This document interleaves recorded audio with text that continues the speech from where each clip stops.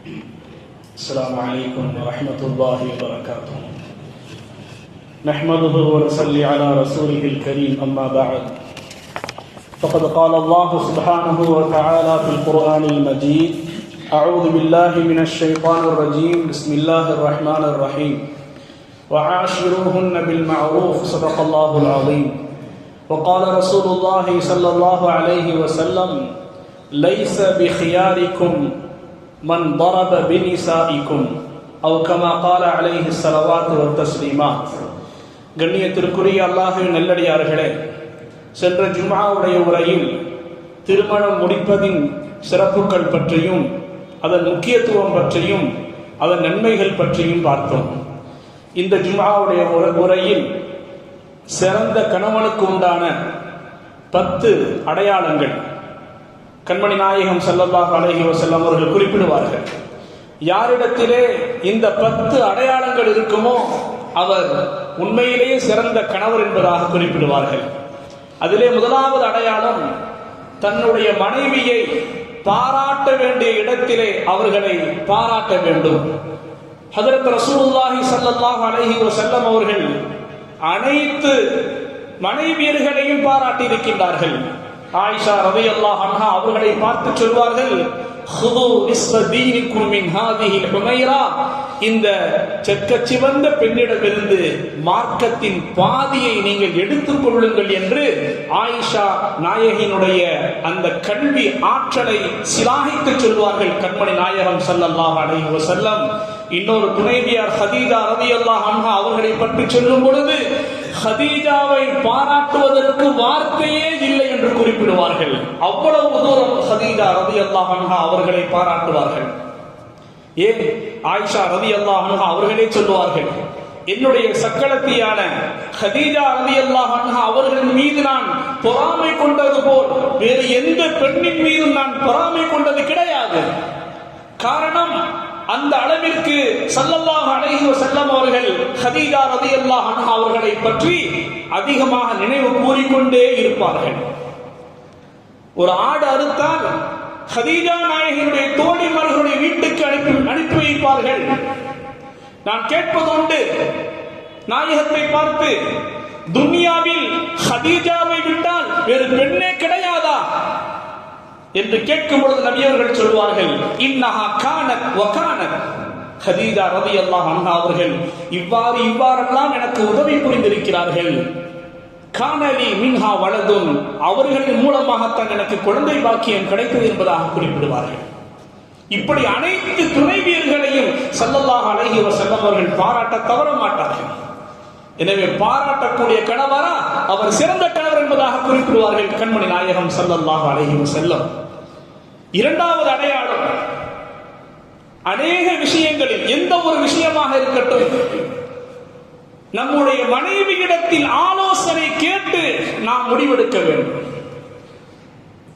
ஈருலக தலைவர் ஸல்லல்லாஹு அலைஹி வஸல்லம் அநேக காரியங்களில் தன்னுடைய துணைவியர்களிடத்தில் ஆலோசனை செய்வார்கள்.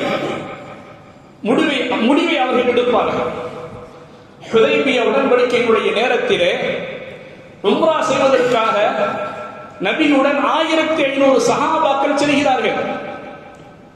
பல வருடங்கள் கழித்து தன்னுடைய சொந்த ஊரை பார்ப்பதற்காக உம்ரா செய்வதற்காக சஹாபாக்கள் எல்லாம் ஆர்வமாக போய்கொண்டிருக்கும் பொழுது, மக்காவிற்கு இன்னும் சில கிலோமீட்டர் ஹுதைபியா என்ற இடம் வந்த பொழுது மக்கத்து முஷ்ரிக்குகள் எல்லாம் சொல்லுகிறார்கள்: இந்த வருடம் நீங்கள் உம்ரா செய்ய வரக்கூடாது, அடுத்த வருடம் வாருங்கள் என்பதாக சொன்ன பொழுது சஹாபாக்கள் எல்லாம் கொதித்தெழுகிறார்கள். யா ரசூலல்லாஹ், விடக்கூடாது, நாம் உம்ரா செய்தே தீர வேண்டும். ஆனால் நபி அவர்களுக்கு இந்த இடத்துல எப்படி முடிவெடுப்பது என்று கொஞ்சம் தடுமாறி போன நேரம் இது. அதிலே இருந்த உம்மு ஸலமா ரலியல்லாஹு அன்ஹா அவர்களிடத்திலே ஸல்லல்லாஹு அலைஹி வஸல்லம் ஆலோசனை கேட்கிறார்கள், என்ன செய்யலாம்? ஆலோசனை கொடுத்தார்கள் துணைவியா, யா ரசூலல்லாஹ், நீங்கள் முதலாவதாக சென்று மொட்டை எடுத்து விடுங்கள், மொட்டை எடுத்து விட்டு நீங்கள் மதீனாவை நோக்கி கிளம்புங்கள். யாரும் எதுவும் சொல்ல மாட்டார்கள். அந்த ஆலோசனையின் பேரிலே அதை செய்தார்கள். எல்லா சஹாபாக்களும் மொட்டை எடுத்து விட்டு நபியோடு திரும்பி சென்றார்கள். ஒரு சஹாபி கூட ஒரு வார்த்தையை பயன்படுத்தவில்லை. எனவே மனைவியிடத்திலே ஆலோசனை செய்து முடிவெடுக்க வேண்டும் என்று நம்முடைய மார்க்கம் படிக்கிறது. இது போன்று மனைவியிடத்திலே ஆலோசனை கேள் என்று எந்த மதமும் சொன்னது கிடையாது. வேண்டுமானால் மனைவியை நம்பாது என்று வேண்டுமானால் எழுதி வைக்கப்பட்டிருக்கின்றது. மனைவியை பெண்ணை நம்பாதே. இந்த வார்த்தை ஏன் வந்தது தெரியுமா? யார் எழுதி வைத்தது தெரியுமா? ஹஸ்ர் என்ற ஒரு மன்னன் இருந்தான், பாலைவனத்தில் வாழ்ந்தவன். அந்த மன்னனுக்கு நீண்ட நாளாக மீன் சாப்பிட வேண்டும் என்ற ஒரு ஆசை. அதே போல ஒரு பெரிய மீன் வந்தது. அந்த மீனை பார்த்த ஆர்வத்தில் 4000 தங்க காசுகளை அதனுடைய விலையாக கொடுத்தான். அதை சந்தோஷமாக அந்த மீனவன் வாங்கி கொண்டு சென்ற பொழுது இதை பார்த்து கொண்டிருந்த அருகில் இருந்த மனைவி சொன்னார், ஏங்க உங்களுக்கு அறிவு இருக்கா? இந்த மீனுக்கு 4000 தங்க காசுகளை கொடுத்துட்டீங்களே. இப்ப மன்னர் சொன்னார், நான் மன்னராயிற்று, அதை நான் திரும்பி வாங்க முடியாது. ஏன் வாங்க முடியாது? நான் 1000 ஆலோசனைகளை தருகின்றேன். அப்படியா? என்ன சொல்லுமா? அவரை கூப்பிடுங்க, கூப்பிட்டு இந்த மீன் ஆண் மீனா அப்படின்னு கேளுங்க. இல்ல பெண் மீன் அப்படின்னு சொன்னா எனக்கு ஆண் மீன் தான் வேணும் அப்படின்னு சொல்லி அந்த பணத்தை வாங்குங்க. இல்ல பெண் மீன் அப்படின்னு சொன்னா எனக்கு ஆண் மீன் அப்படின்னு சொன்னா எனக்கு பெண் மீன் தான் வேண்டும் என்று சொல்லி அந்த 4000 வாங்கிடுங்க. சரி, மனைவியை திருப்பி கொடுத்த வேண்டுமே என்பதாக சொல்லி அந்த மீனவனை கூப்பிடுறாங்க. மன்னர் கூப்பிடுறாரு. கூப்பிட்டு கேட்டாரு, இது ஆண் மீனா பெண் மீனா? மீனவன் ரொம்ப உஷாரானவன். அவன் சொன்னான், மன்னர் அவர்களே, இது ஆண் மீனும் அல்ல பெண் மீனும் அல்ல, அலி மீன் அப்படின்னா. அந்த பதிலை கேட்ட மன்னர் மீனவனுடைய அந்த சாதுரிய அந்த பதிலை கேட்டு இன்னும் 4000 தங்க காசுகளை வச்சுக்க கொண்டு போ அப்படின்னு. இந்த அம்மாக்கு பயங்கரமா எரியுது. அவன் 4000 தங்க காசுகளை சுமந்து கொண்டு போய் கொண்டிருக்கும் பொழுது ஒரே ஒரு காசு கீழே விழுந்து விட்டது. அந்த விழுந்த காசை அந்த மீனவன் எடுத்து முத்தமிட்டு ஜோப்பிலே வைக்கின்றான். இதை பார்த்து அந்த அம்மா சொல்றாங்க, பார்த்தீங்களா பிச்சைக்காரன், ஒரு காசு கீழே விழுந்துருச்சு, விட்டுட்டு போக வேண்டியது தானே, அதை எடுத்து முத்தம் மேல் கொடுத்து ஜோப்பிலே வைத்து உங்களுக்கு இழுக்கை ஏற்படுத்தி விட்டார். இதை காரணமாக சொல்லி 8000 வாங்குங்க.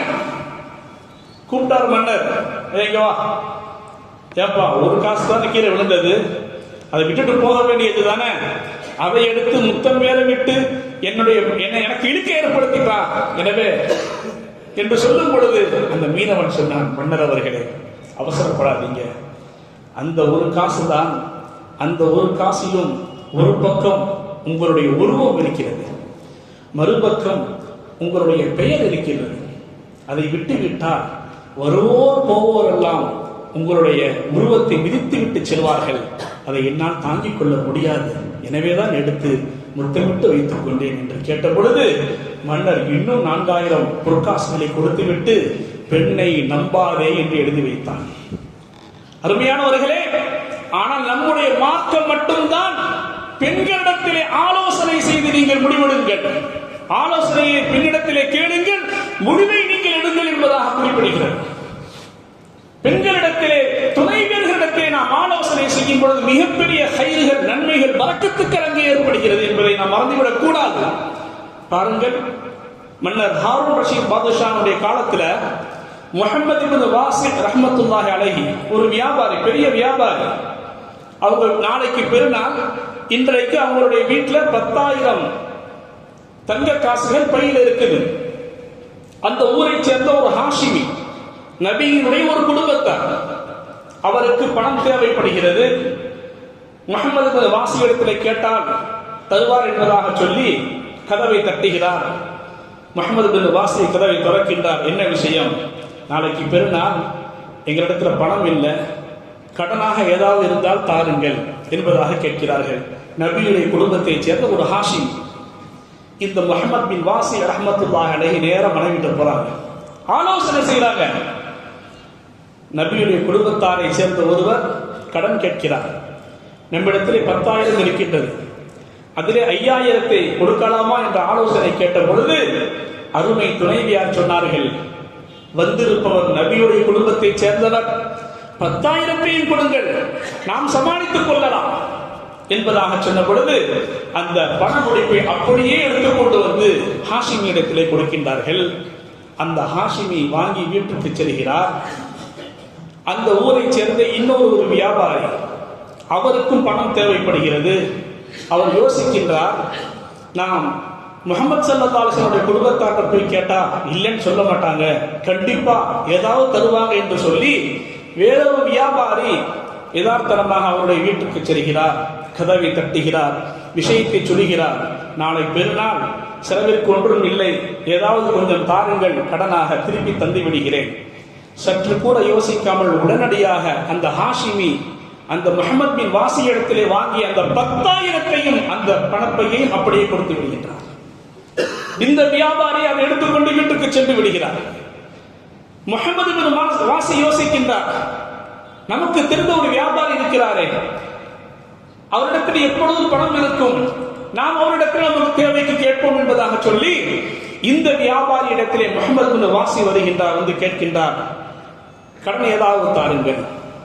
அப்படியே அந்த 10,000 கைமாறுகிறது. யாருக்கு? யார் ஹாஷிம் இடத்திலே கொடுத்தாரோ அவருக்கே திரும்ப வருகிறது. அதை பார்த்ததுமே முஹம்மது பின் வாசியை சொன்னார்கள், இது என்னுடைய பணப்பையாயிற்றே, நான் ஹாஷிமிக்கு அல்லவா கொடுத்திருந்தேன், உங்களுக்கு எப்படி வந்தது? இல்லை, எனக்கு கடன் தேவைப்பட்டது, எனவே நான் ஹாஷிம் இடத்திலே கேட்டேன், அவர் எனக்கு அப்படியே கொடுத்தார். இந்த செய்தி நேர மன்னர் ஹாரூன் ரஷீத் பாதுஷாவுக்கு செல்கிறது. இவ்வளவு பெரிய நன்மைக்கு யார் காரணம் என்று பார்க்கும் பொழுது விசாரிக்கிறார். பார்த்தால் முஹம்மது பின் வாசி அவருடைய துணைவியார் கொடுத்த ஆலோசனையின் பெயரிலே இவ்வளவு பெரிய நன்மைகள் அங்கே சுழன்று கொண்டு வந்திருக்கின்றது. இதை கேள்விப்பட்ட மன்னர் ஹாரூன் ரஷீத் பாதுஷா அந்த பெண்ணுக்கு முஹம்மது பின் வாசி அவருடைய துணைவியாருக்கு 2000 வெள்ளிக்காசுகளை அன்பளிப்பாக கொடுத்தார்கள் என்பதை நாம் பார்க்கின்றோம். எனவே மனைவியிடத்திலே ஆலோசனை செய்ய வேண்டும், முடிவை நாம் எடுக்க வேண்டும். இது சிறந்த கணவனுக்கு உண்டான 2வது அடையாளம் என்பதாக சொல்வார்கள் கண்மணி நாயகம் ஸல்லல்லாஹு அலைஹி வஸல்லம். 3வது அடையாளம் என்ன? மனைவியை தோழியாக மதிக்க கற்றுக்கொள்ள வேண்டும். ஒரு நண்பரை நாம் சந்திக்கும் பொழுது எவ்வளவு தூரம் அவரிடத்திலே நல்லா சிரித்து பேசி மகிழ்ந்து கொண்டிருக்கின்றோம், அது போன்று தோழியாக நாம் நம்முடைய மனைவியர்களை பார்க்க வேண்டும். ஈருலக தலைவர் ஸல்லல்லாஹு அலைஹி வஸல்லம் மிகப்பெரும் பொறுப்புக்கு சொந்தக்காரர்கள். வீட்டிற்குள் வரும் பொழுது சராசரி மனிதராக உள்ளே நுழைவார். ஒரு முறை உமர் ஃபாரூக் ரலியல்லாஹு அன்ஹு நபி அவர்களை பார்க்க வேண்டும் என்று சொல்லி வீட்டிற்கு வந்தால் கடுமையான சத்தம். நபியுடைய வீட்டுக்குள்ள கடுமையான சத்தமாக இருக்கின்றது. தட்டுறாங்க. நபி ஸல்லல்லாஹு அலைஹி வஸல்லம் இல்லையோ, சரி கேட்போம், உள்ளிருந்து பதில் வருது யார் என்பதாக. உமர் வந்து இருக்கிறேன். நபி எங்க போயிருக்கிறாங்க? நபி வீட்டுக்குள்ளதான் இருக்கிறாங்க, உள்ள வாங்க. உள்ள போனால் சத்தம் அப்படியே அமைதியாக விடுகிறது. நபியை பார்த்து உமர் ஃபாரூக் ரலியல்லாஹு அவர்கள் சொன்னார்கள், யா ரசூலல்லாஹ், பார்த்தீங்களா எவ்வளவு சத்தமா இருந்துச்சு, நான் வந்தனை எப்படி அமைதியாயிருச்சு பார்த்தீங்களான்னு பெருமிதப்பட்டார். நபி ஸல்லல்லாஹு அலைஹி வஸல்லம் சொன்னாங்க, உமரே, உங்களுடைய மகள் ஹப்ஸா என்னுடைய மனைவி தான், அவங்கள்ட்ட கேளுங்க. உமரே ஃபாரூக் ரலியல்லாஹு அன்ஹு அவங்களுடைய மகள் ஹப்ஸாட்ட கேட்டாங்க, என்ன ஹப்ஸா, ரொம்ப சத்தமா இருந்துச்சு வீட்டுக்குள்ள, நான் வந்தனே அமைதியாயிருச்சே, புலிக்கு பிறந்தது பூனை ஆகுமா? உடனே சொன்னாங்க ஹப்ஸா ரலியல்லாஹு அன்ஹா, அந்த அகம், எங்களுடைய கணவர் தூதர் ஸல்லல்லாஹு அலைஹி வஸல்லம் வீட்டுக்குள் சராசரி மனிதராக இருந்து எங்களிடத்தில் பழகுவார்கள், நீங்கள் ஒரு முரடர் என்பதாக சொன்னார்கள். அதை கேட்டதும் பெருமிதம் கொண்ட உமர் ஃபாரூக் ரலியல்லாஹு அன்ஹு அவர்கள் தலை கவிழ்ந்து போனார்கள். எந்த கணவர் தன்னுடைய மனைவியிடத்திலே அதை தோழியாக நினைத்து பழகுவார்களோ அவர்கள் சிறந்த கணவர் என்பதாக குறிப்பிடுவார்கள் ஸல்லல்லாஹு அலைஹி வஸல்லம். 4வது அடையாளம் சிறந்த கணவருக்கு உண்டானது என்ன தெரியுமா? 4வது அடையாளம் வீட்டு வேலைகளிலே நம்மால் முடிந்த அளவு பங்கு கொள்வது, நம்முடைய துணைவியர்களுக்கு உதவி செய்வது. கண்மணி ரசூலுல்லாஹி ஸல்லல்லாஹு அலைஹி வஸல்லம் அவர்கள் மார்க்கெட் போவாங்க, வீட்டுக்கு என்ன தேவை, தன்னுடைய வீட்டுக்கு மட்டும் உண்டான பொருளை வாங்க மாட்டாங்க. சுப்ஹானல்லாஹ், அக்கம் பக்கத்து வீட்டார்கிட்ட விசாரிப்பாங்களாம், என்ன வாங்கிட்டு வரணும், வாங்கி கொண்டு வருவாங்க. வீட்டை பெருக்குவார்கள், ஆடைகளை தைப்பார்கள், ஆட்டில் பால் கறப்பார்கள். யார்? சய்யிதுல் அம்பியா, நபிமார்களுக்கெல்லாம் தலைவர். வீட்டு வேலைகளை நாம் பங்கு கொள்வோமேயானால் சிறந்த கணவர் என்பதாக சொன்னார்கள் ஸல்லல்லாஹு அலைஹி வஸல்லம். நபி மட்டுமல்ல, நபி வார்த்தெடுத்த எல்லா சஹாபாக்களுக்கும் இந்த தன்மை இருந்தது. ஒரே ஒரு உதாரணம் பாருங்க.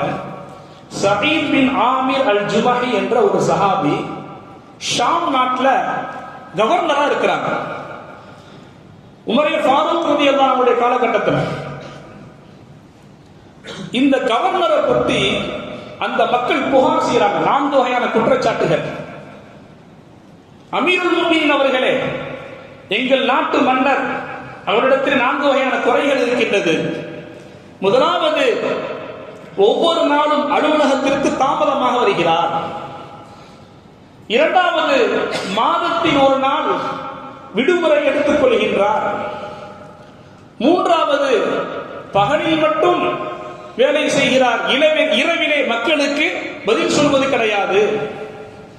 நான்காவது, சமயங்களில் அவ்வப்பொழுது அவர் மயக்கமுற்றி விடுகிறார்.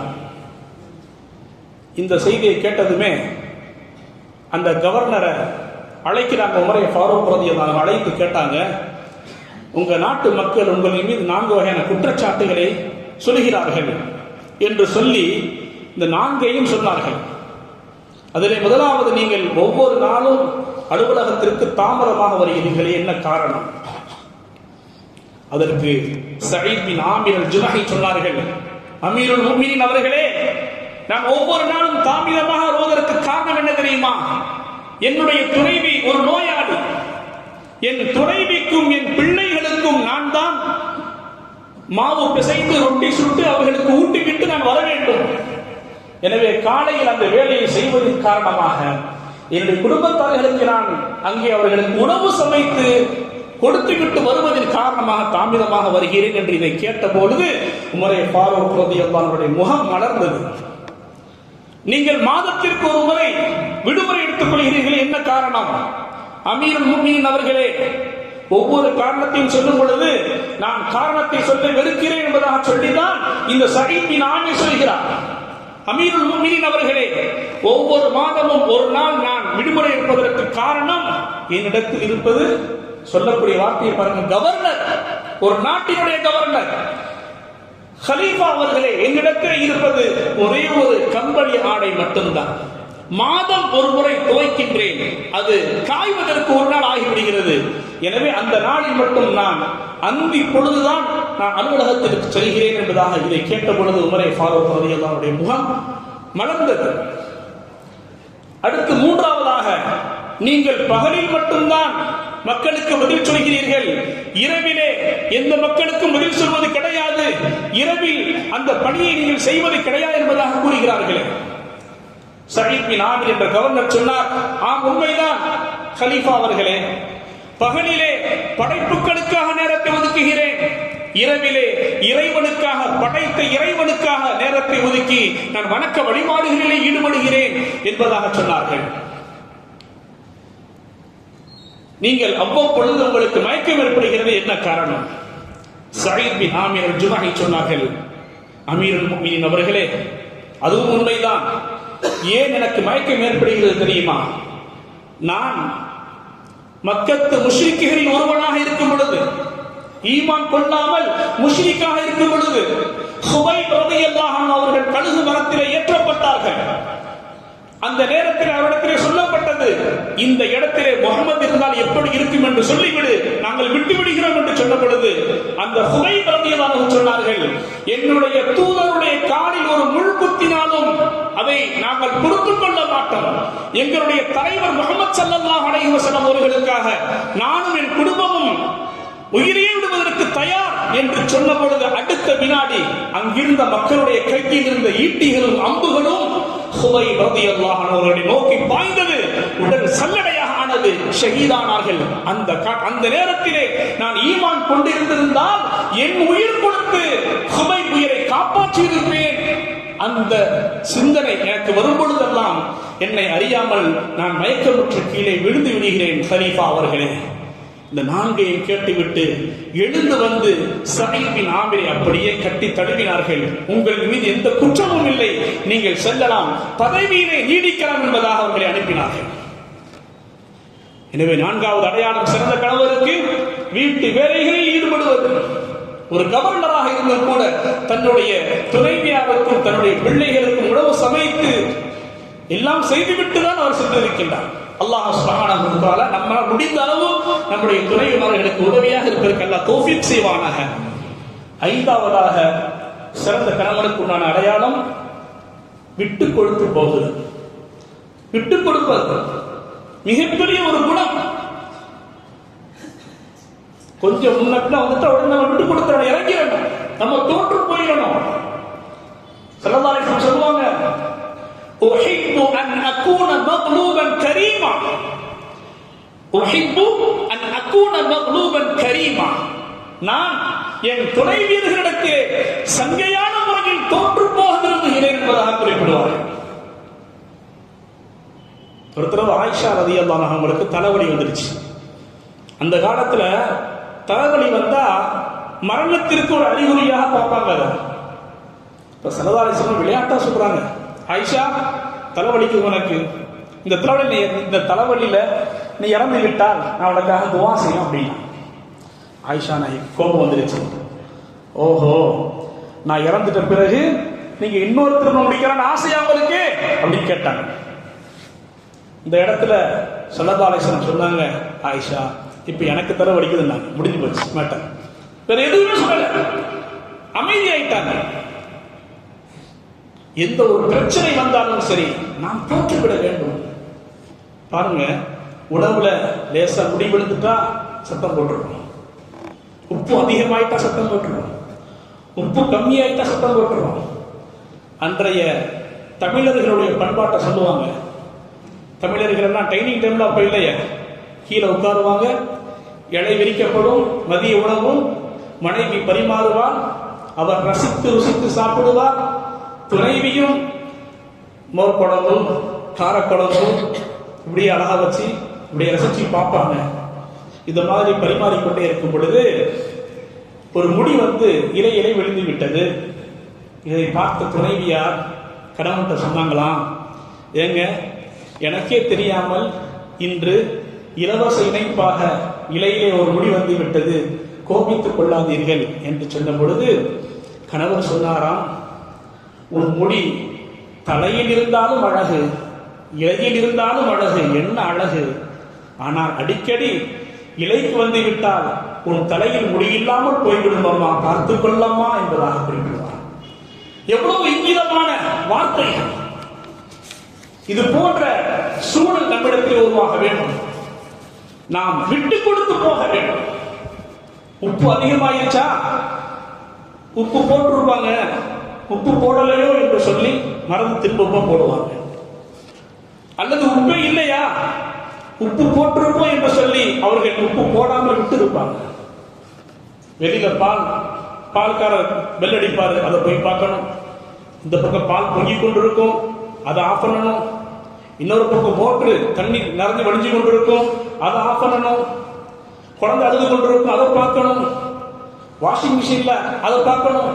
ஒரே பெண் இத்தனையும் பார்க்கிறாரே, நாம் கொஞ்சம் அட்ஜஸ்ட் பண்ணி போக கூடாதா? விட்டுக் கொடுங்கள்.